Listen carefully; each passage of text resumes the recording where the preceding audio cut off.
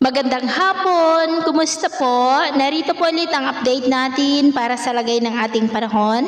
Ngayong hapon po ng December 19, 2023 na kung saan sa ngayon po ay wala na tayong binabantayan na banta ng sama ng panahon dito po sa ating bansa. Easterlies ang hangin na umiihip po ngayon sa silangang bahagi ng ating bansa. Ang amihan ay nandyan po ngayon sa may Taiwan pero muli na naman yan nalalakas ang bugso sa mga susunod po na oras at araw. At sa atin po ang long range forecast ay wala na pong bagyo na nakikita na tatawid dito sa ating bansa hanggang po sa matapos ang taon na ito. At sa lagay ng ating panahon sa ngayon ay maulap po ang kalangitan with isolated rain sa ilang bahagi po ng Cagayan Valley, Cordillera, ilang bahagi ng Ilocos Region, Quezon, Bicol, Oriental Mindoro, malaking bahagi po ng Palawan dahil po yan sa remnant ng dating bagyong Sikabayan, maging po sa ilang bahagi ng Panay Island, Negros, Cebu, Bohol, ilang bahagi ng Leyte, Eastern Samar, Northern Mindanao, Caraga, Davao Region, Sorsogon,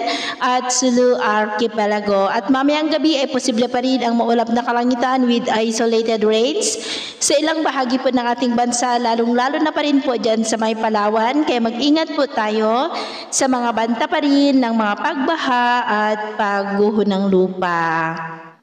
At sa atin naman pong mabaybayin dahil sa amihan at easterlies ay matataas pang mga alon ngayon dyan sa kanlurang baybay ng Luzon, extreme northern Luzon Island at sa buong seaboard ng silangang baybay po ng ating bansa dahil ang mga alon po ay posibleng aabot hanggang po sa 2 to 4 meters height. Iwasan muna natin ang papalaot dyan po sa mga may kulay pula para mas makaiwas sa mga sakunang pangkaragatan.